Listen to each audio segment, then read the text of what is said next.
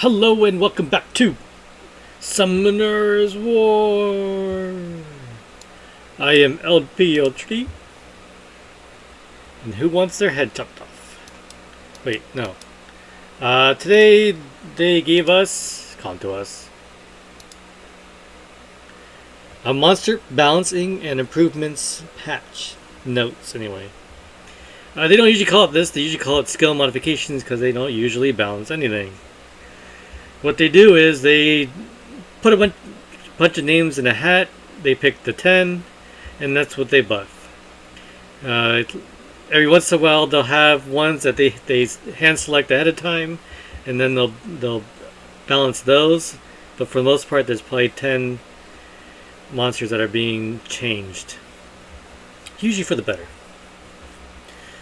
So, Beast Riders. Beast Riders are quite OP at the moment. They lead the RTA for the next generation, or at least this season. Riders passive, beneficial effects, harmful effects will remain when the rider dismounts. This was a big problem for a lot of people. If you stun a Beast Rider and then did enough damage to knock him off the mount, he becomes unstunned. It didn't make any sense, and so they probably agreed with everyone saying, yeah, the harmful effects and everything should remain on the unit. Water Beast Rider, I have this one. Barbara, start of attacking. Ignores enemy defense, is now changed to 25% for each beneficial effect removed. Never really noticed how much damage this did. I don't know if 10% less ignored defense matters too much. The attack bar gained is based off the damage you dealt. And there's usually one beneficial effect anyway, which is Will. Most units don't have shield in RTA. Beast Rider wins. Savannah. Gigantic Roar. I don't know which one this one is. If the enemy's attack speed is slower than yours, sets the enemy's attack bar to 0, change to minus 75% attack bar. I guess it's okay. Maybe the people complain about this. Now the one I complain about is the other skill, which is attack bar boost, speed boost, AoE defense break 2 turns, and then a whole bunch of damage. That skill is a little bit too strong. I mean, I have an LD Nat 5, which has a conditional armor break for 1 turn and does damage, and that's it. Oh, and it strips. But as of now, the Wind Beast Rider is better than my Light Phoenix. Dark Ninja Han. This is a LD Nat 5. Simple solution, so they gave a simple solution to him being bad. Attacks one more time, same damage. Increase attack bar to 25% for each attack that's a critical hit. So instead of getting 90%, now it's 100%. Effect added, weakens the defense for 2 turns with a 50% chance. So probably per hit. So that means that something's probably going to get defensive broken, something's probably going to die, and it'll probably get another turn. So that might be really good. I'm not sure what it was before. Sky Dancer Dark, also LD Nat 5, of the weaker version of compared to the light one. Amuse, the same one that Chasun and Miang have. That's the basic part. Recovers the HP of all allies by 20% of your match HP. This is the Chasun one. Attack bar for 2 turns, Chasun. In addition, increases attack bar of all allies with full HP by 15%. And Chasun doesn't get that. Alright. This one also has an arena speed lead. I think it's like 28%. Sean B has it. We'll see that in the video quite soon. Monkey King Light. LD Net 5. Giant Net. Don't remember what it does before. Added effect. After attacking, decreases the enemy's attack bar by 50% per harmful effect granted on the enemy. So I'm guessing this does about a couple of harmful effects, and however many it does will reduce the attack bar to 0. Monkey King Water. One that didn't need a buff. Super annoying. Gives it more attacks and more chances to strip. Also increases damage by slightly. Fire Monkey, this one needs a buff. Decrease cooldown by 1 turn of the second skills, I guess, of all these monkeys. So I think it's going to be 2 turns, so every other turn uses it. This skill is defense break, and then vampire. It heals 50% of the damage dealt. The Lightning Monkey has attack bar, and I don't know what the dark one does. Fire Monkey, he's still going to suck. The one that should have changed the passive. They have one recently buffed where the first attempt, where it says 5% resistance for every stack, up to 10 stacks, up to 50% resistance. They need to have it to where it gets 100% resistance on 100 stacks or on 10 stacks, or just have complete immunity. That's what I was saying. It already has an ability immunity, so it can't be stunned, but he still sucks. Alright, Fire Demon, Flames of Hell. I was complaining about this one. This is one where the continuous damage dots are applied in proportion to the damage dealt, and it wasn't working right. So now they increase the damage, and it's still not going to work right. Before, it looked like it was at least somewhat dependent on damage, and then when they finally clarified it saying it just didn't work. Or it's less than it was before. Sea Emperor Water, Poseidon. I use him in TOA, HOH, and some other stuff. Attack well lands glancing hit, so I guess it's better. I mean, I don't remember glancing too much anyway, but now that it's guaranteed not to glance, so this will always work. This one reduces attack bar of all enemies to 0 and will apply slow on them also. Beast Monk Wind, Ritesh, have one of these. Decrease defense with a 75% chance. So max skill will probably be 100% chance, which I thought it was already. So who cares? Beast Monk Fire Wind Light, Meditate. When using skill, removes all harmful effects granted on yourself. And does that first and then recovers HP. This is kind of weird because this skill is always applied to yourself, but if you have more than 50% HP, it'll be applied to your ally with the lowest HP. So if it cleanses them and then heals them, this will be pretty strong. Fire Efreet. Let's see. Passive. Decrease the damage dealt from enemies with no harmful effects by 30%. So this one might be pretty good. I think you can use this in R5 as the new Darien and Diaz. And probably anti-Lucian for arena defense, because they're not going to have any harmful effects because you didn't get a chance to move yet. But Agent Powered passive is the one that applies Oblivion whenever it hits something. But that might be significant. Water Joker, Cian, I think his name is. He's been a meme. He needs a buff bad. Changed the box to a bomb, so now he bombs.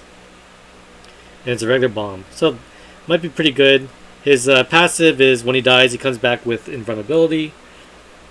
So it'd be a good anti-Lucian arena defense for stall. But that's about it. Mermaids. Wind. Crushed Hopes. Don't know what this one did before. I don't like getting the mermaids. They're super annoying, but they're really kind of tedious and slow. And not slow, but just kind of... They don't do much except for annoying the other person. So if you like RTA and you like to annoy people, use these. Don't know what this does, but it increases skill cooldown by 2 turns. Air Shield cleanses. Shield amount is proportional to the level of the monster. These always suck when it's proportional to the level. It's usually never that high. But now it's proportional to the max HP of the monster, but they don't really say what the actual number is. So like Wusa and Luis will actually have, this is how much percentage of the max HP, so you can calculate it and always be constant. Fire Dart, grant life, the revive skill. Increase attack bar of the revived ally by 30%. Good. Light, Molly, passive. HP recovery amount 25%. This is the one that does the anti-crit, and it heals the lowest one by a certain amount. So now it's more annoying. Like people just stack mermaids and then they just poke you to death. So if you do the water one, which cleanses, I think it reduces cooldown times or increases it if it's a bomb every turn. And then they do the light one, which you can't hit anything, and then you can always cleanse with the air shield. And then you bring like a Raccoony and a Veramos, and now you just cleanse everything, and then you just destroy the units until they completely die, and it's just so boring. But it tortures the other person, so it's kind of fun. Alright, Water Snipers. These are ones where I think needed a buff. First skill, which I said was pretty weak to begin with, especially if you weren't in hidden name. Increased damage, so there you go. Now the hidden name is pretty bad. Fire, Wind, and Dark are the ones that have it. Decrease the cooldown by 1. So max skill, this would be 2 turns, so every other turn you use it. Okay. So the part where I complain about the hidden name is their mechanic for preventing you from dying is that 50% chance to glance. But when you have so many things that say, oh, this will never glance anyway, then that doesn't work. And then this thing will die. I wanted either a shield or immunity, or you go the complete opposite and then you do like an attack buff or a revenge, auto revenge, and then you can make it up with one of the other units. But as it stands, these things still need an attack buffer and they still need an armor breaker. Otherwise the damage is mediocre, especially compared to the water one. Alright, fire passive. So instead of random target defense for 1 turn, it is the one with the lowest HP status. So kind of like Kamoon, only on their team, and 1 turn defense break. The 1 turn defensive break is also stupid. I mean, the only things I know with the 1 turn defensive break on their 3rd skill is this thing and my light phoenix. So very rare for a 1 turn defensive break on the 3rd skill. The wind one increases attack bar to 100% chance. This passive, if the wind unit gets glanced on, you'll get the full attack bar. The passive also increases the chance by a certain amount. I don't remember how much it was. And so then if you combine that with the hidden name, which is 50%, and then I think veterans like another 25%, which means you'll probably get a lot of turns. But again, the wind one, you're going against a bunch of fire units or whatever, so this is not... And you lose that first turn to begin with. So I don't think that's going to be that great. Dark one to have. Reloading passive. Increase attack bar by 50% chance when you defeat an enemy. The passive already says when you kill something in hidden name, you don't go on cooldown. You remain in hidden name. So instead of 1 turn, it's already done. So I guess 50% chance for attack bar, and then you can do it again. I don't know. I'll try it without using my teams I'm using right now, where I have the thing that... Because it basically kills everything before it's his turn, and then when it gets his turn, he kills one thing, and then who cares? Everything's dead already. The part with these passives, or even the hidden name, is that they lose the buff. That's what I was looking at.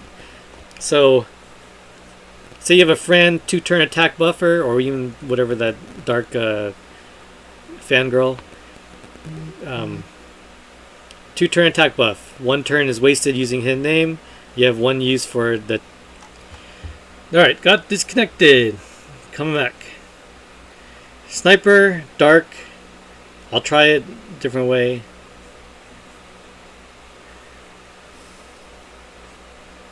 So like I said, when you get an attack buffer that has a 2 turn attack buff, you waste 1 of them using hidden aim. You compare that to the water one, which get 2 attacks.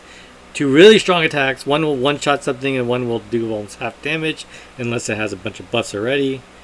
And I'll have 2 attack buffs. So this one, you lose your buffs with this skill. And it's a waste. That's why I wanted this either have its own buff, prolong the buffs, have some other kind of buffs or more protection. And so I still think the fire one is still kind of garbage. Or I wanted this to be AoE. I mean, it's only 1 turn defense thing. Just make it AoE 1 turn defense thing. It's gonna resist anyway. Alright, Magic Knight Fire. No one's gonna use it. Deals more damage if the enemy has more HP. And then you go faster as your HP gets lower. I think the stats are bad already. I think this... Not sure if this one awakens into speed, otherwise it's gonna have a 90 base speed. I mean, the water Magic Knight has a 90 base speed. Wind one I think is faster, it's a 105. Decreases target's attack bar by 30% with the first and second attack. So 60%, and absorbs attack bar of all enemies by 30%. So it's going to lower 1 of them by 90%, and then the rest of them by 30%, and then it'll increase attack bar. So this one, I think it's proportional to the max HP of the enemy. I don't know if this is going to be relevant at all. I think the Magic Knight's still going to suck. The multipliers for these are pretty weak. I have the light one, Iris, who is an attack type, and it can't do much damage. I tried doing like the one shot kind of day, and it was still weak. Kind of like the, not going to be listed here, but the light puree has potential to do a lot of damage, but it just doesn't. Water Dryad, this is I have my fake 5. Tree of Loss, effect added, decreased defense for 3 turns. I think this one's an attack bar reduction by 50%, and then the 3-turn Oblivion. So 3-turn Oblivion plus 3-turn defense. That might be pretty good. You could probably kill like a Perna or Theomars in one shot. Wind One, Thorn Tree. If you attack an enemy that has continuous damage, you get 1 more damage thing. So instead of 1 turn, it's 2 turns. I mean, yeah, this would, that's what I was saying about the defense break should be 2 turns, not 1 turn. But I don't think this is going to be relevant at all. These still need buffs. Gargoyles, they need a buff badly. They're pretty slow too. I think they're what, 93 speed? 83 speed? First skill, Stone Claws, stuns enemy 30% chance. I don't know if this goes up, but I don't think this matters too much. Proportional to his defense. Fire Dark, Destructive Claws. This is the weird defense skill. Provokes for 1 turn. Who cares? So, I know with the dark one, so what it does is it deals damage, like a flat damage based on defense. So if you do defense buff it, it'll do a little bit more. But it's flat and it's only like 6, 7, 8,000 with the defense buff. And then it'll turn him into the statue and then it'll provoke. And then that sucks. Alright. Passive activation condition eased, so now it turns into statue with under 50%. Who cares? Statue of Pain. Who cares? Light 1 skill cooldown. So every time it gets hit, it goes, whoever attacked it, all skills go on cooldown by like 2. So now you can go past the max limit. Okay, it still is gonna suck. I mean, who cares? Magical Archer, good job, Bigamon. Damage, who cares? Damage, who cares? Fami. Fami was a Japanese promotional thing in some magazine in Japan. If you got him, you either pay a lot of money for that magazine, or you bought the account that had a Fami on it, strictly because it had a Fami on it. Or some other Nat 5 that's crazy. I don't know. So who cares? Wind Magical Archer. Deals more damage depending on how much HP you lost. So it probably does a lot more damage, but it's a glass cannon. Where are you going to use it? It's going to die. Light Magical Archer. These are Nat 4s. Critical Arrow. This thing, I think it shoots twice. If it hits the same target, it automatically stuns. So I guess if it doesn't stun, it gets another turn. Who cares? Dark Magical Archer. Shadow Arrow. Increase the chance of ignoring defense by 15 for each harmful effect. So originally this was shoots twice. Each one has a 25% chance to ignore defense. So you get more defense depending on harmful effect. That's probably not very good. Because chances are they aren't going to have any harmful effects on it to begin with. Who cares? That one. Fire Panda. Removes all harmful effects on all allies. That's pretty good. AoE Cleanse. Dark Anubis, who normally sucks. LD Nat 5. Recovers HP of allies by 30% of the damage dealt. Who cares? It sucks still. Wind Anubis. This one, when it dies, it comes back with full attack bar. Second skill. Grants Oblivion for 2 turns with 50% with each attack. Attacks 3 times. The water one is branding, so the branding will probably kill it. And then the water one has a passive that says it's not coming back.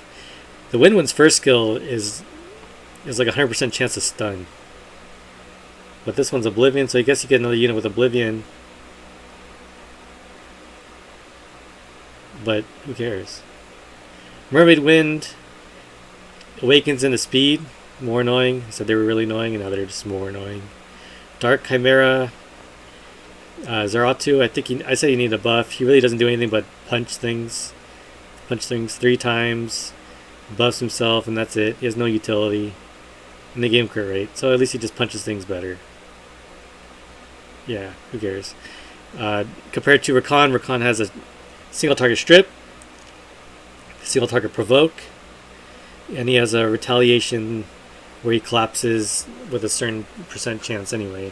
This one doesn't have any of those, it just punches things during its turn, or it can revenge and punch things. But it sucks. Alright, win Efreet, 8k. Leader skill is now attack speed 24% globally. So I guess this is the first free to play with a huge attack speed buff. Not bad. Don't know where they're going to use him, but maybe someone will. I have him not ruined or unused completely, and I don't think he's that great. And this is just errors fixed for no reason. Fix an issue where inability effects disappearing on the next turn even though the monster was under inability effect for 2 turns. In a statue condition in a battle against Leos with Labyrinth. What? Alright, whatever. Alright, so these are just useless. So, Archangels got left out. My Phoenixes got left out.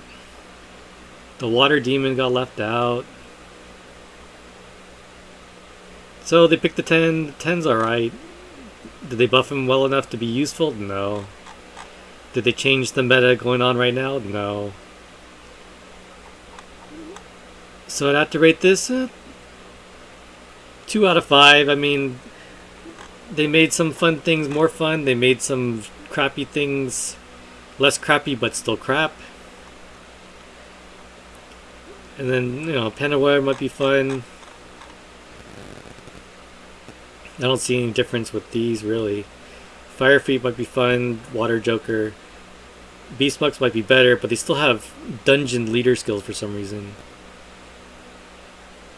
You rarely see these two. These ones slightly different, but, I mean, come on. Not much, not much. So, anyway, next bounce patch is in another 3 months. See ya then! I am LPO Tree, and have a good night.